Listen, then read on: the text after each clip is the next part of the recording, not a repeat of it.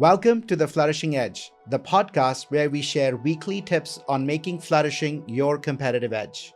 I'm Ashish Kothari, your host, and each week we'll dive deep with flourishing experts, change makers, and executives to share best practices that can help you unlock higher performance through science-based interventions. Let's step together into the edge of what's possible and live, work, and lead with more joy, health, love, and meaning. Tamara, it's so lovely to have you on the Happiness Squad podcast. Thank you for joining us today and sharing some of your amazing work and insights in the field of meaningful work. Thank you so much. I'm delighted to be here and excited for our conversation. You know, we are such kindred spirits, which is we spend so much of our time at work. And most people just think about it as work. They don't think about it as life. They just think, yeah, I work so I can live my life. And I'm like, but you're living your life. Most of your life is being spent at work. And so if you are not thriving at work, if you're not flourishing, if it's not helping you grow into the best version of you, how are you not wasting your life, right? Or a big chunk of it. And I know that's what you're passionate about. I know my journey, and I've talked about it quite often on how I got onto this path and made this my life mission to fix work and ways of working. But I'm curious, share a little bit of your origin story and how you got to make this be your life's work. Yeah, I kind of started my career working in advertising. And in the span of about 10 years, I worked at 3 different agencies in 3 different cities, St. Louis, New York City, and North Carolina. Well, North Carolina is not a city, but Durham, North Carolina. And you know, I was doing the same thing at all 3 jobs, but the experience felt very different. I was doing client service work, strategy development, all of that. But in in 2 of the agencies, I experienced that work as deeply meaningful. I had leaders who believed in me, saw my potential, gave me opportunities to develop that potential. I had colleagues who I could share positive experiences with and who I felt were there for me when I needed help or when I just wanted a friend. And I could see the impact of my work clearly because the leaders and my colleagues helped me see the impact, whether it was just a thank you or whether it was by sharing customer success stories. And in one of the agencies, that was not the case. I was completely bored. I had no opportunities to develop. I kept asking for more work, asking for special projects. I had extra bandwidth. And it just was stifling, even though I was doing the same work. And so I was really curious to know, why was my experience so different? Is it just the one person? Is it the environment? What shapes that? And I was fresh, out of college and then 10 years after. And then I started my family and took a step back from advertising and actually started some consulting work, which started as strategy consulting for advertising, but then became more productivity consulting because I discovered that I was really good. It was one of my strengths was time management, seeing the big picture, prioritizing effectively, and that actually not everyone has those strengths. And so I started coaching leaders and helping them develop systems that enabled productivity. I ended up publishing my first book back in 2014 called The Secret to Peak Productivity. And I really developed this consulting practice based on productivity improvement. And what I noticed when I was doing this work is that as people became more productive, as they had more systems in place to get more of the more important things done, they had more time to really focus on the things that truly matter, right? Because productivity is about doing what matters most first. And when they were working on those things that really mattered, they felt energized and engaged, and they were even more productive. So there was a virtuous cycle in place. And I was really curious. So between my experience in advertising and now, 15 years of coaching and seeing this in action, I decided to go back to graduate school and study this cycle and understand. I didn't even know it was meaningful work or what it was, but that's what I found out. It's the science of meaningful work, and then did the research. And now I get to really kind of pull the curtain and peek behind and really understand the mechanisms of how this all works. Yeah, I love it, right? I think it's such a beautiful story. By the way, I think you're very lucky that 2 out of 3 of the I workplaces know. actually, and I'm glad for that, right? Yeah, Most people, that is not the case. 1 out of 10 or 2 out of 10, I know. especially early career, right? 15% of people find meaning at work. This was the research we were doing at McKinsey, especially the frontline. And so for you to have 2 out of the 3 where you could actually lean on the positive, hey, work can be meaningful. Why is it not meaningful here? Because otherwise you might have taken the first one out of the, and if 2 were bad, oh yeah, that's just the way it is. Right. Just That was an advertising, oddity. yeah. Advertising sucks. And so many people say that, right? I work even today and people think about all the advertising agencies. And it really befuddles me. We know if you're not flourishing, you can't do your most creative, innovative work. And yet the agencies that are actually saying will help with creative, innovative ideas, people are miserable. Yeah, it's amazing. But when you look across industries, in work that you think is going to feel really meaningful. So healthcare, right?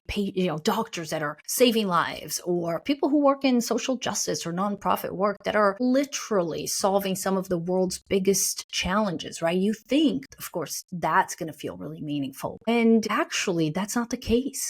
Yeah. Even people in these quote unquote meaning driven types of jobs that you think of as meaningful are not experiencing work as meaningful. And so really what we find in the research is that meaningful work is a lot less about what you do and a lot more about how you experience what you do.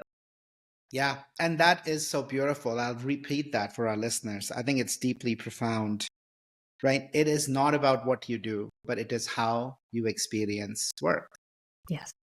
Right. And I think that's where both your responsibility in it of how you make meaning, but also I think when people don't find meaning at work, I think it's a failure of leadership that we are not Absolutely. helping people find meaning at work. Absolutely. And that was the question that my co-author and research partner and friend, Wes, and I had was what is the role of leadership? Because a lot of the research on meaningful work, including by our very dear friend and mentor, Jane Dutton, really looked at individual factors, right? And so the job crafting research and all that is like, how can I, as an individual, impact my own experience? And that's really important. But we suspected that leaders played a big role, and that's what we investigated. And we actually found that leaders are responsible for 48% of our experience of meaning at work. And so we really can only get halfway there alone. We need leaders to do, the other half, the other 50%. And it makes sense. It makes sense because the leaders create the containers, right? They create the environment that either foster or kill meaning. Yeah. I'm surprised it's only 48%. Really? I guess because so much of the research had been done from the individual perspective, we were surprised that it was as high as 48% at first. But yeah, based on my, N of 1 of my own experience, I agree with you. Like leaders have such a big impact. I just think about you differentiate between purpose, meaning, mattering. Right. And as I think about, as you said, our experience is shaped by are we appreciated? Our leaders telling us the story. You might be, I worked for a client. They're one of they make tractors and chainsaws, etc. Right. That person who is in the front line, putting the tires onto the tractors, and that's what they're doing all day long. They are so far removed from the person enjoying the tractor and mowing their lawn and feeling a sense of pride. They're so far removed from being recognized as a human beyond just the person on that job. He has dreams, they have aspirations.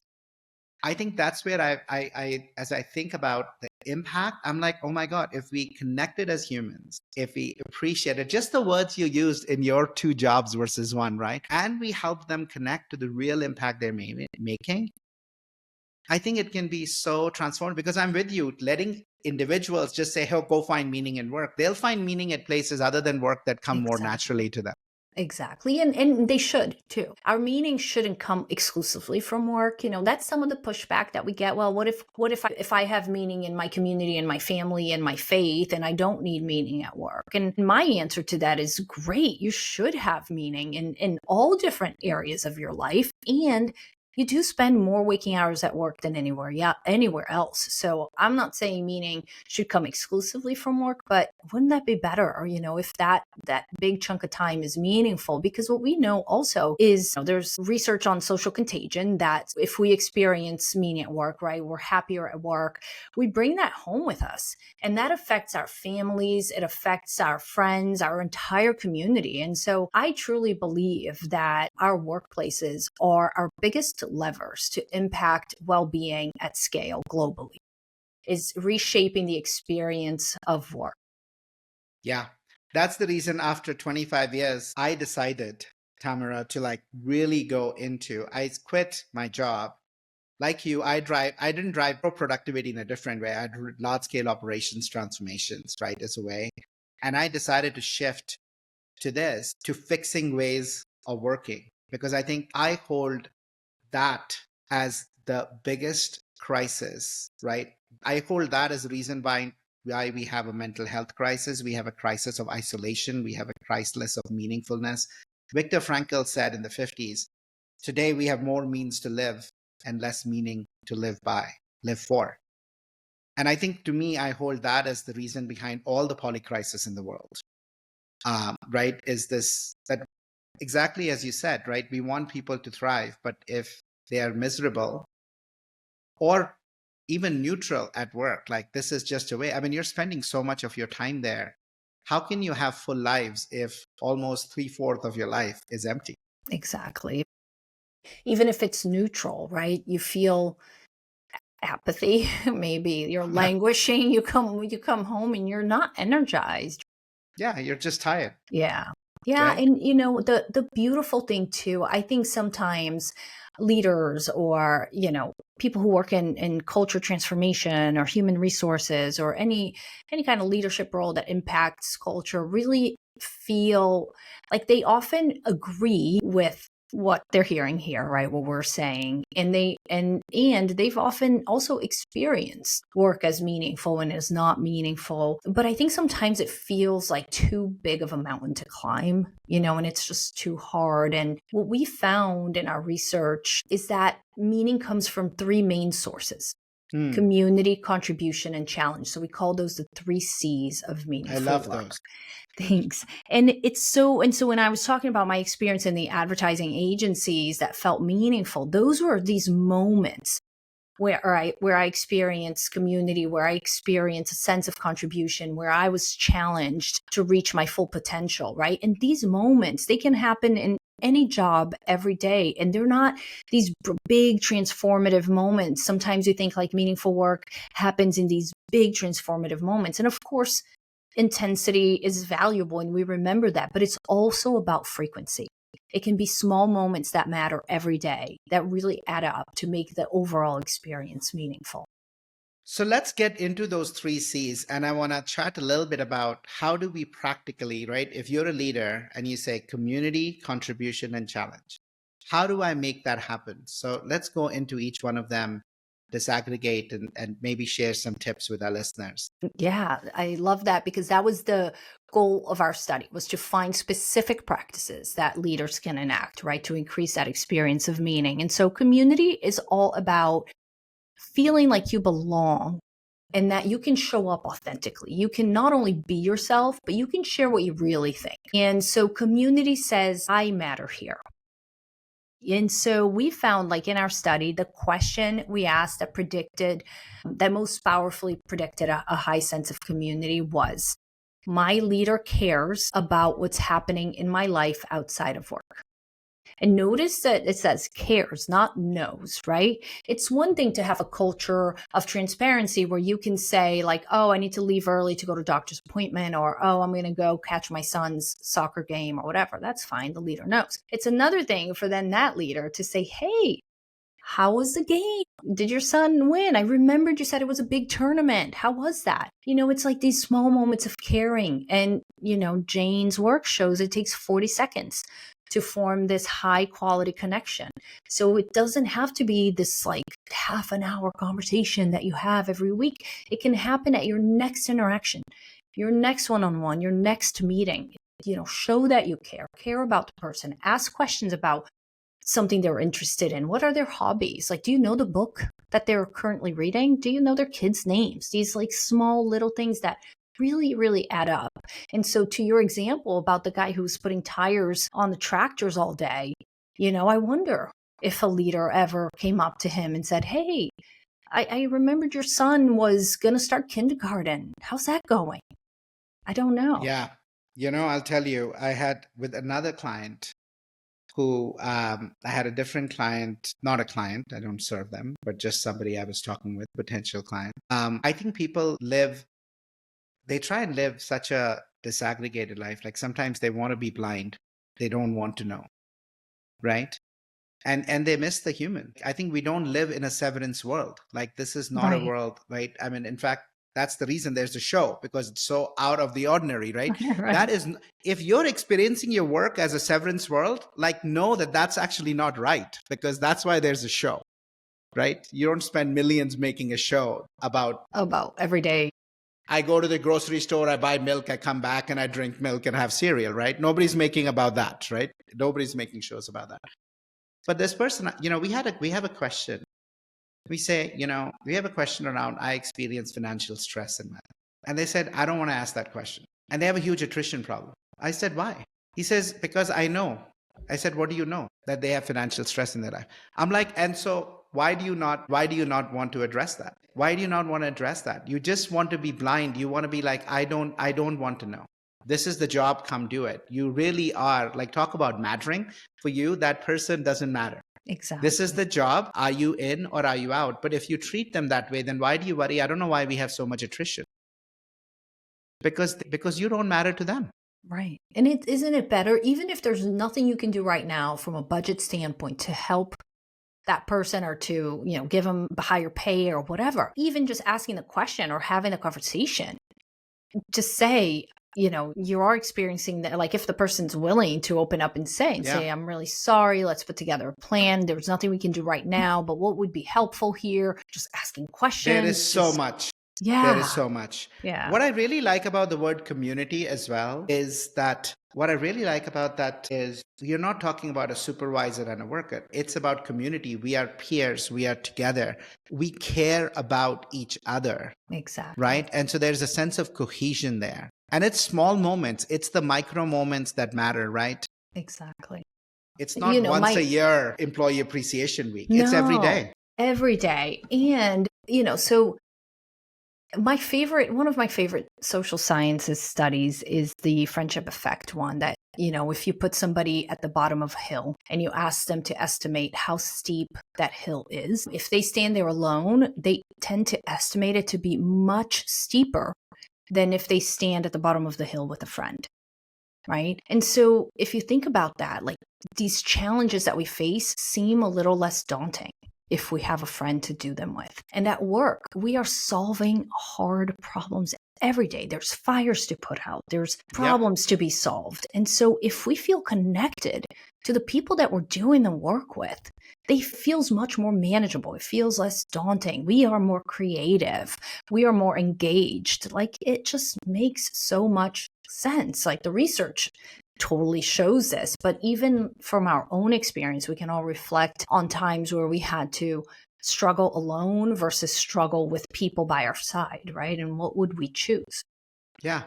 And in fact, sometimes, I'm just reflecting, communities get stronger together, working their way through adversity and disaster. Exactly. It's not just the good stuff, but how we support each other, how we work through something and grow through them, right? Makes them so much stronger. And I think that's where the third C, like challenge, comes in, because that's another misconception about meaningful work, is that it always feels very good in the moment. And that's not true often. And you quoted Viktor Frankl earlier, but he talks about meaning coming from struggle. right? When you're Absolutely. struggling to, and so this is what challenge is all about. Is about having somebody, it could be a leader, it could be colleagues, it could be a manager who really sees potential in you, sees your strengths, and really creates opportunities for your development. And sometimes these opportunities are hard. We heard so many stories in our research. And one example is this woman, Sonali, who works still at Schneider Electric, who it's a global organization, over 200,000 employees. And she was a brand new employee. And in the culture and like the HR team, and the CEO kind of directly asked her to do a project. It was like a leadership development training program for the high potential individuals in the organization. And he picked her, and she was like terrified because she had never done anything like this before. And she was like, why did he pick me? But she went to her direct manager, Tina, and was like, I want to do this. Help me. What are the resources available? And so they worked together in a plan and the resources that were available. And she put together this program, and it was hard, but she was so proud of it. And when we interviewed her, it had been 6 years since that program had been implemented. And it was still a moment, that felt so meaningful because somebody believed in her, gave her a hard task, provided all the support. This helped her feel a sense of community because people came and helped her, and she delivered. So when, we all need somebody to believe in us. And when they do, we want to prove them right. Yeah. And what you just said about this opportunity, everybody wants to achieve. We know we seek achievement in our life, no matter what we do, right?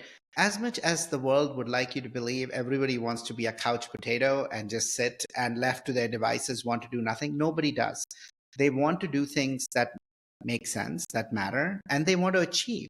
And so this notion of achievement, right, which is like, hey, I'm going to stretch you, I'm going to support you, that gives you meaning. We are excited to come home and tell. I'm sure even now she tells stories to everybody about that moment. Yes. How she rose to the challenge and what it meant for her. Exactly. And then she does that now for other people too, because she knows how much it mattered and how great it felt. And so this is the kind of leadership that she has implemented in her own leadership style. And I think, that's like you brought up a really good point, which is people want to achieve, right? We Yes. crave mastery. And I think this kind of to just go really upstream and to ask anybody who's listening, right? What is your fundamental belief, I guess, about people? Because I believe that like you, that people want their time at work to mean something. They want to achieve. They want to be connected to the people they work with. They want to make a difference. They want their work to matter, right? And I also believe that leaders show up to work every day, not because they want to be a jerk or I want to be a toxic leader, right? I believe that leaders care and that they want to develop their people, and maybe they just don't have the tools, or maybe they learned, their leadership was learned by observation, right? Because they were never trained properly. They just were promoted to leadership roles because they were a great individual contributor. But if we fundamentally believe that that people want to achieve, that they want connection, that they want to care about what they do, and that leaders care and they want to be a good leader and develop their people, that changes the way we approach things versus if we believe people are lazy and they're just coming in for a paycheck, right? Absolutely. How we treat people and the stories we hold about people create the reality we experience, right? Yes, yes. And I'm reminded, Tamara, I'm reminded about the experiment, right, that was done with these teachers, where 1/3 of them were told, these are the most gifted students that you have gotten, and will you be able to help them get to the next level? 1/3 were told, it's a mixed bag. Some are good, some are bad. Can you help those who are struggling to catch up, maybe help the good do better? And then the third group that were said, I'm sorry, but this year, luck of the draw, you just have, these students are problem children. Do the best that you can, make a difference, but we understand. And at the end of the school year, the first group did really, really well. The second group kind of did what they did, and the third did really badly. And the reality was all three groups had the same random assignment of students. but how the teachers interacted. And I think that's so true. I think all of us, so many people believe that everybody is interested in their self, and I need to kind of make sure they get things done. And if they don't, then they're not. And I think what we are missing are the things that you're talking about. Are we giving people work that matters, right? Do they feel like part of a community, seen, valued, appreciated, that we care about them? And are we actually helping them if we believe that achievement orientation is a self-orientation? People do want to do work that is going to stretch them. We're going to give them different things. Absolutely. In the book, we asked the question, like, what if everyone is high potential, right? Because so much of the development efforts in organizations are reserved for the 5%, maybe 10% of people that are deemed high potential individuals. And even though, the label is not put on your wall necessarily, people know. People know who the high potentials are, and if you're not. And if we look at this self-fulfilling prophecy research that you were talking about, the Pygmalion effect, it becomes a self-fulfilling prophecy, right? So if you're not deemed a high potential and you're not given development opportunities, how are you to be engaged? And how are you, to think that you matter or that your growth at this organization matters? Like, you're probably going to be looking for another job. So talk to me a little bit about contribution, and what are some ways in which contribution and connecting people to how their work is affecting others can make a difference. What tools exist? What are some simple ways that leaders can do this? So contribution, the tools under contribution fall under like two main buckets. The first one is positive recognition, positive feedback. And it's something that is so simple, but so underutilized. There's research from WorkHuman and Gallup that shows that one thank you once a week from a manager is enough to cut burnout and disengagement in half. One thank you once a week. But less than 40% of people feel like they're appreciated often enough and thanked appropriately for their efforts. And so that's low-hanging fruit, right? Just recognizing people, saying thank you, appreciating it. You can use a sentence starter like, Ashish, I noticed how you really prepared for our interview today. Thank you for sending me some thoughts ahead of our conversation. It really helped me feel comfortable talking to you. I really appreciate it. Thank you. So something like that, so simple, takes 30 seconds, right? So I noticed how you did this because of you, something, or, I'm giving you this assignment so that, like, explaining the reason and the impact that they're going to have. So having these sentence starters, Zach Mercurio, who is our research partner, has this sentence starter that I love, which is, if it wasn't for you. So if it wasn't for you, and then just tell them the impact, the difference they made. And people will say, well, life's so busy, I don't have time. And so what I tell them is, have a mix. You can have a sprinkling of positive feedback in your week. And think about it, and a client helped me think about it this way. So on stage, backstage, and after the show. So on stage, so let's say during a meeting or during a one-on-one, there's a lot that you can do to give positive feedback. You can nod, you can agree, you can amplify something somebody said or is saying, right? So there's a lot you can do to like reinforce or show them that you're there and supporting them and thanking them. Backstage is the quick, like the sentence starter type thing that I just went through. So backstage, you're, oh, that was a great show. If it wasn't for you, blah, blah, blah. Or, I noticed how in the meeting you spoke up when you disagreed. That took so much bravery. And I appreciate you doing that because everybody was thinking that, but you were the first one who said it.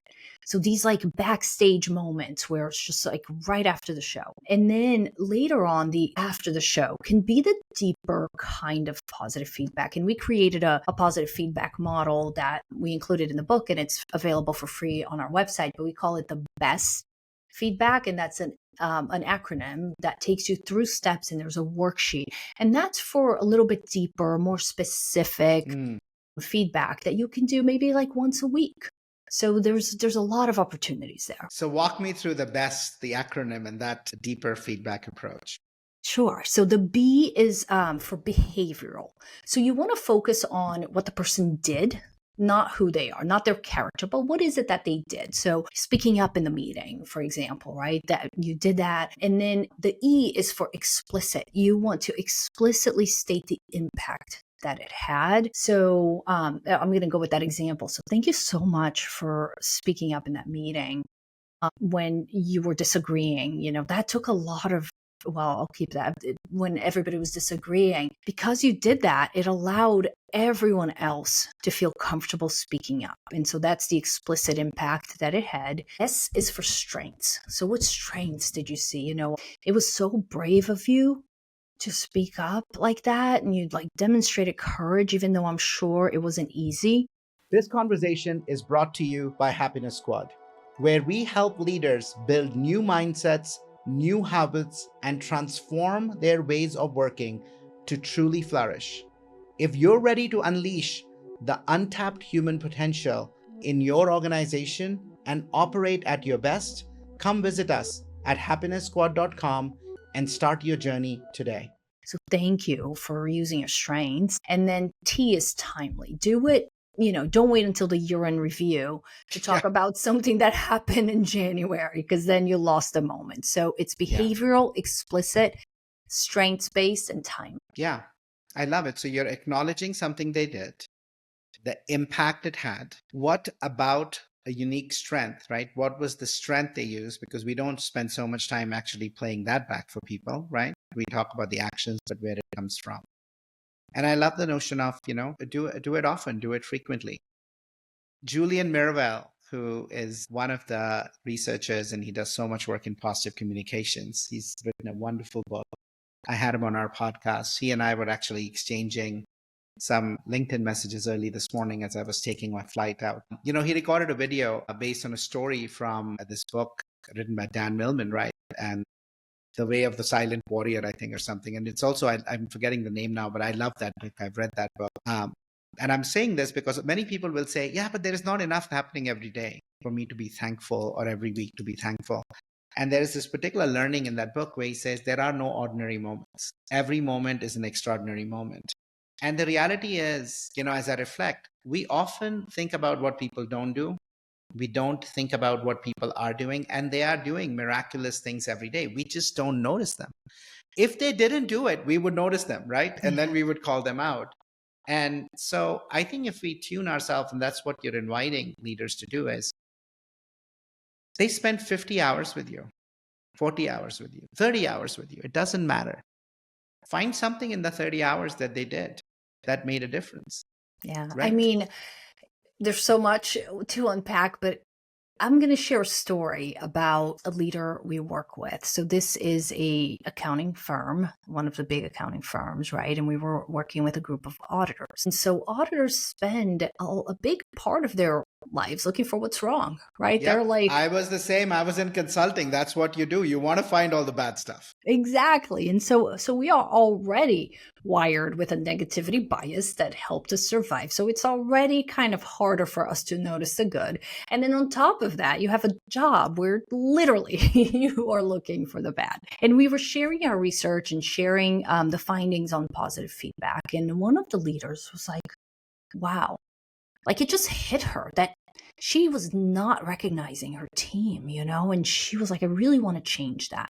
And so after our workshop, she put a recurring meeting on her schedule for Friday afternoon. And her goal was to send 5 gratitude emails every Friday afternoon to her team. And so the first week felt a little awkward, like they weren't used to this kind of in the culture, but she was like, I'm going to do it. And she was trying to keep track all week of who did what well when she sent the notes. And a couple of things happened. Number one, the people who got the notes felt like they really appreciated it. They felt seen, noticed. And so they were thanking her for the thank you, but also it kind of spread, the behavior spread. And so they started thanking others on the team. And it just kind of shifted the culture within her team in a matter of months to a culture of gratitude where they are appreciating each other. They're calling each other out. They talk about it openly in meetings. And so what happens over time to our brains, even though it's hard sometimes to notice the good, When we have a practice, gratitude practice, that's something that's studied very deeply in positive psychology. It's one of the practices that can literally increase your level of happiness if you do it. And there's many different ways that you do it, but it rewires your brain over time and helps Absolutely. you notice the good in the mundane, in the everyday, ordinary things. Whether you're taking your dogs out for a walk and it's warm today, and that you're so grateful for that, or the leaves are starting to change and it's so beautiful and the light caught them just the right way, and oh my God, I feel so grateful. You start to notice the good in the everyday moments. It's a practice that changed my life. I can say that. In my book, I talk about 9 practices, but this was the one that really changed my life. I think my brain, if I look at 10 years ago to now, it's fundamentally different brain. It's not the same brain. Even in extreme, when there is something that has gone terribly bad, I see the good, right? I always see the good. I was driving home and literally we hit a bollard. It was the middle of the road. It was like a concrete block. It was night. Half the side of the car was gone. Goodness. I managed to get home. And in the morning when we walked and looked at the car, like literally the half of the car was out. And I somehow managed to get back home. Literally the first thought in my thought wasn't that, oh my God, half the side of the car was gone. It was the fact that, wow, I got home. That just before that, there was something that had made me shift lane. Otherwise, I would have hit it at 70 miles per hour head on rather than just the side of the car. That would have been very, very different. I was reminded of the fact that it's just a car. Nothing happened to me. I mean, all of those thoughts were present. And I think it's not that it made the fact that the car was destroyed or what was that doing there, but it just made it so much. The foundation was so strong that, it didn't completely destroy my day, hour, week, month. Exactly. I could appreciate, frankly, the thought that came to my mind, you're going to laugh at this, was actually the following. Oh my God, I've been driving for 25 years. Isn't it crazy that this is the first time this has happened? Who are all the people who keep the roads so clean that this doesn't happen more often? That was the thought that went through my head. Yeah, that's amazing. That's amazing. It's such a powerful example that, being grateful, noticing the good, finding the hope and the gratitude in difficult moments doesn't deny the negative, doesn't deny the suffering or the struggle, but you can experience both at the same time. And then you have a choice to, kind of wallow in the bad, right? And sit there and, oh my God, I almost died. And what am I going to do? I'm never going to drive again. These roads. Or And who did it and why was it did there? it? I'm going to go sue them. And oh my God, look at my car. And like or you can exactly what you did say, oh my God, it's just a miracle that it didn't happen before. And so grateful. It's just a car. And of course you have to deal with insurance and logistics. Yes, you still have to of do all the course. things, right? But how you feel doing all the things is completely different. Yeah. And that's it. I think every day going back and tying it to work, there are things that people do every day. There are many things that go bad every week, but there are also so many that go well. And even if they just went as planned, think about, they could have gone bad and they would be a nightmare. So I think we can appreciate, and people are always doing things. I think it's recognizing them for the impact that they're making is what you are inviting leaders to do. Yeah. Focus on the gains, not just the gaps. Exactly. And it changes. So I want to depack something, which you talk a lot about, you've written about it, you differentiate, you talk about purpose, you talk about mattering, you talk about meaning. Talk to us a little bit about, how do they overlap? How are they actually different? And how should leaders think about all of those 3 elements at work? Sure. So I'll start with purpose and meaning, right? They're used interchangeably a lot. And one of the big misconceptions is that they are the exact same thing. And actually, they're not. Purpose is a part of meaning, but it's not the whole story. And so when you have a sense of purpose at work, it's great to feel purposeful, but just having purpose is not enough to make work meaningful. And a great example is what we started talking about, like doctors that are saving lives or people that are working in nonprofits or teachers that are teaching. These are very purpose-driven organizations and purpose-driven careers. And the experience of work is often not meaningful because you're missing the community aspect or the challenge aspect. So purpose lives under contribution. And the other thing about purpose is, I don't know, 20 years ago, whenever Simon Sinek came out with Start With Why, all the organizations really made an investment in defining the purpose and what is it, why do we exist and all of that. And that's really great to attract talent, right? People that want to work to solve the same problem you're solving, or that are attracted to your organization because they believe in that purpose. So having a purpose is really great to attract talent that cares about the same things that you care about. But it's not enough to make their experience every day meaningful. And that's where contribution comes in. So you need to not only do the positive feedback, which is what we talked about. The other thing is actually highlighting their impact.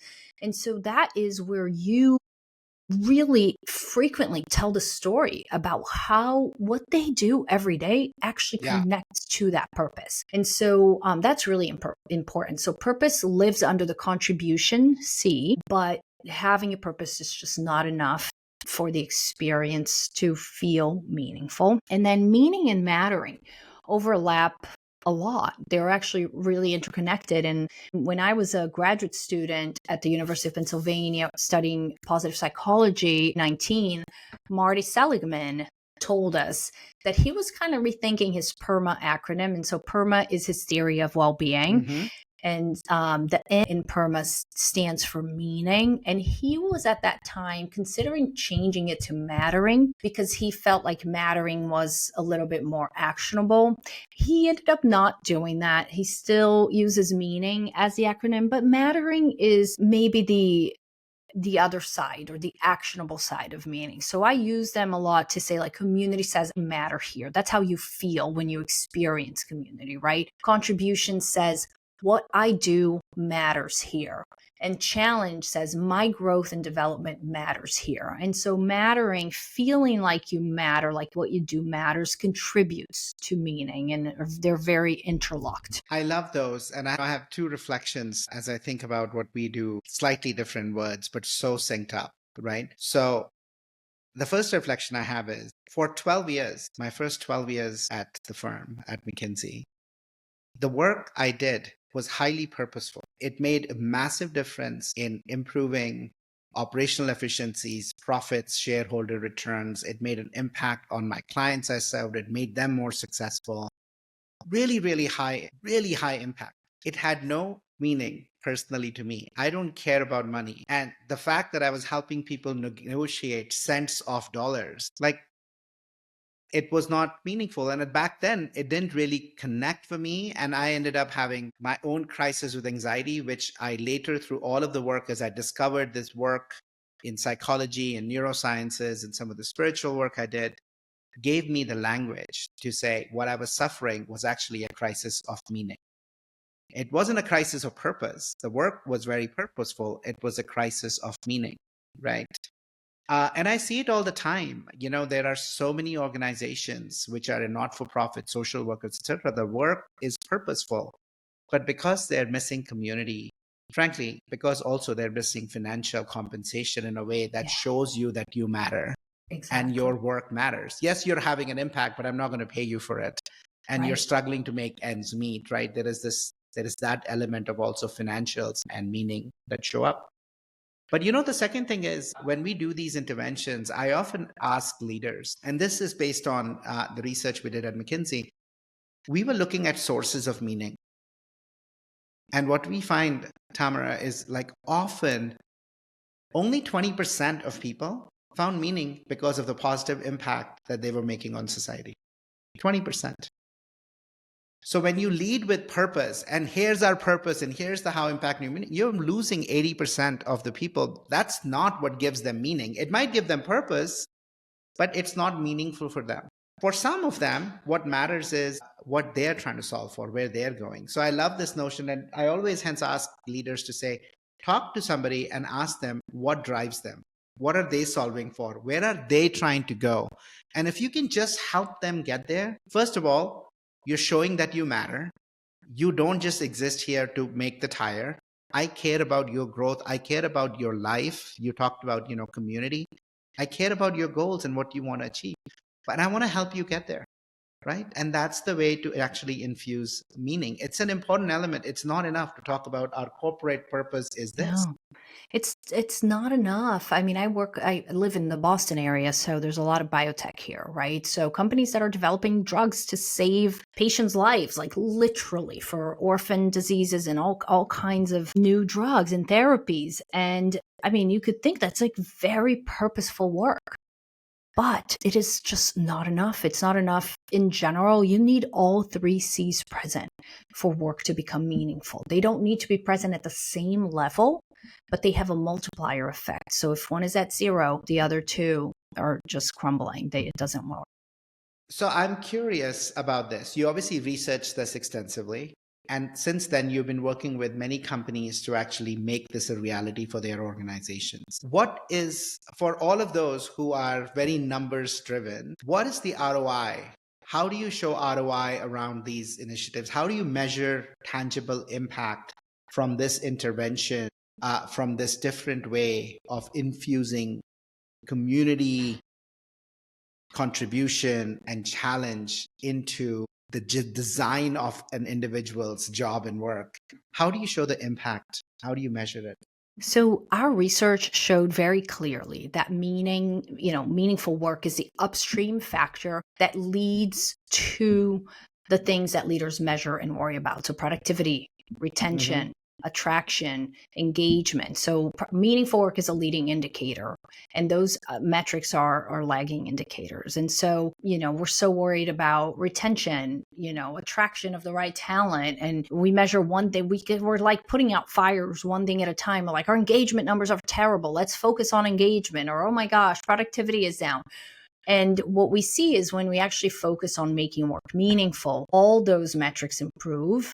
And then there's research from Oxford University, Yann Emmanuel Deneuve, and colleagues that actually shows an impact on the bottom line too, on the financial impact on the organization in the stock market, the stock price over time. Have you been able to show, like, in a company or a business unit or a function setting, the link directly? I'm reminded of financial impact, or financial or productivity or attrition. We've showed the links between attrition and productivity, but not financial returns. We have not measured that yet. We probably should. I'm reminded of this one study, the only study. That's why I was curious if you had seen it or from the work that you're doing.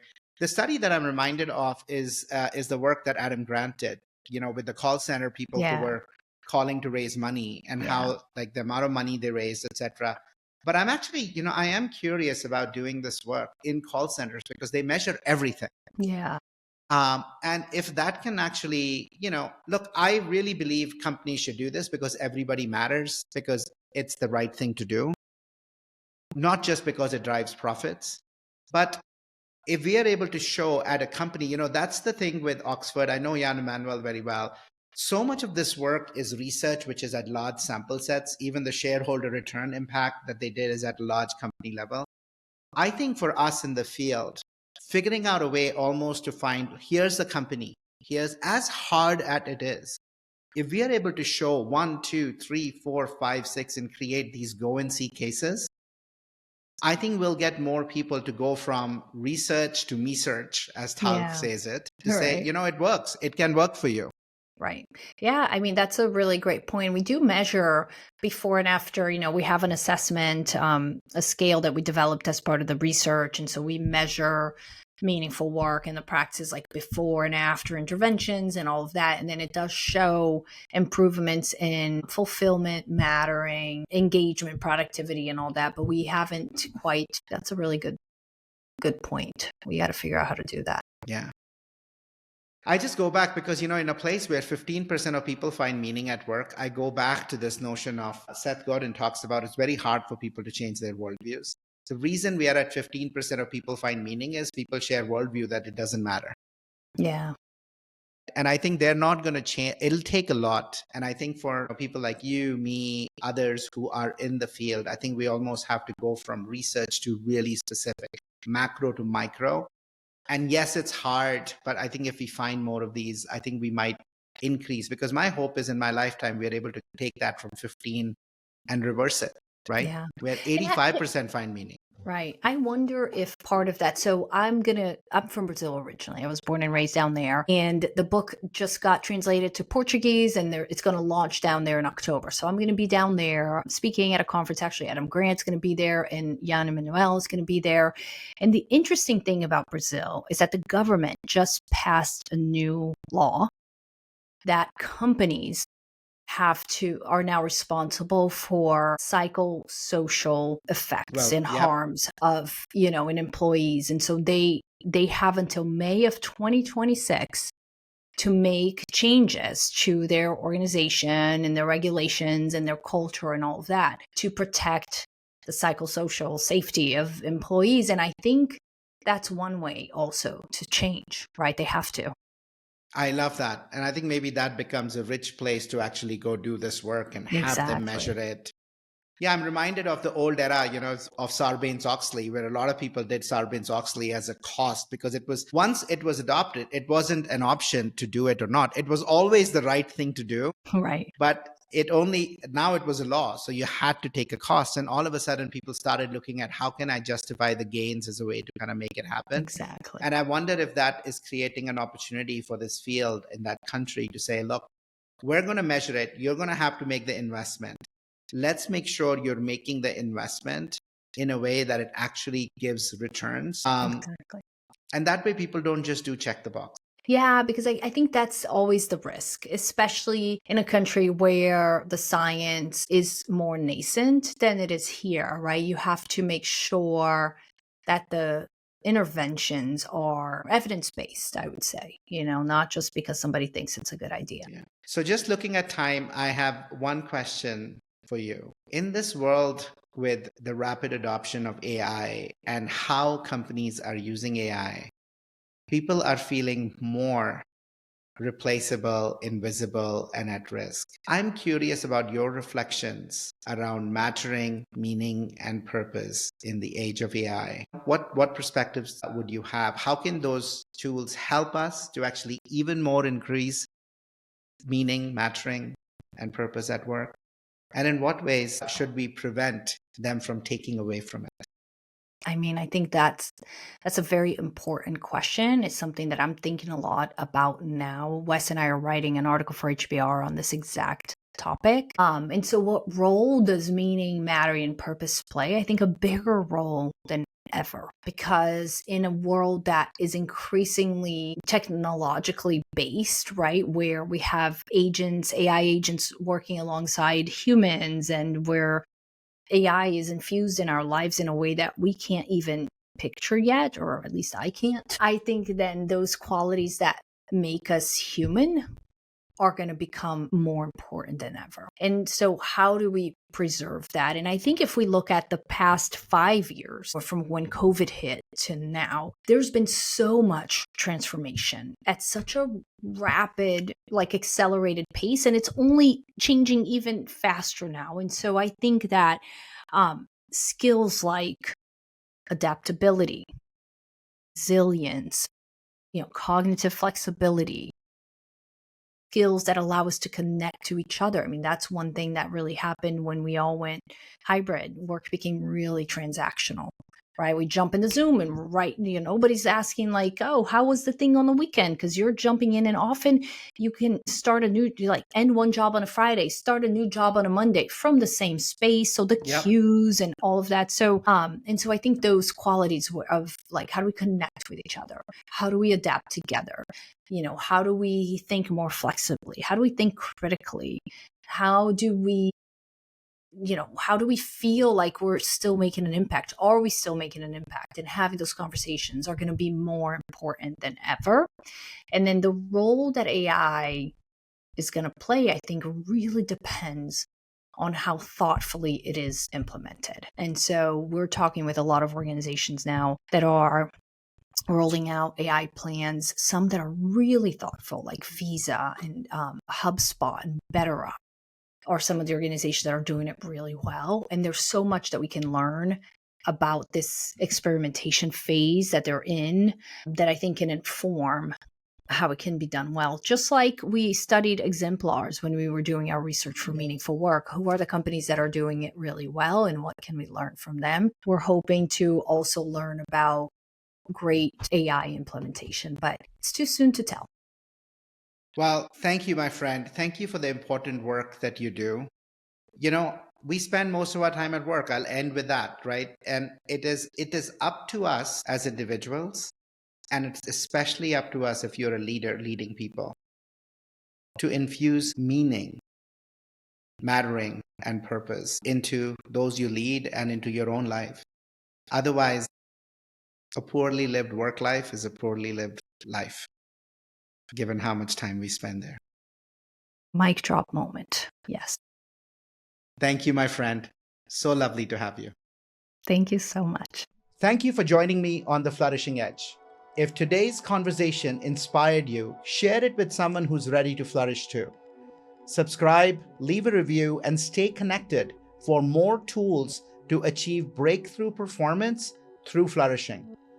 Until next time, keep learning, practicing, and growing into your fullest potential.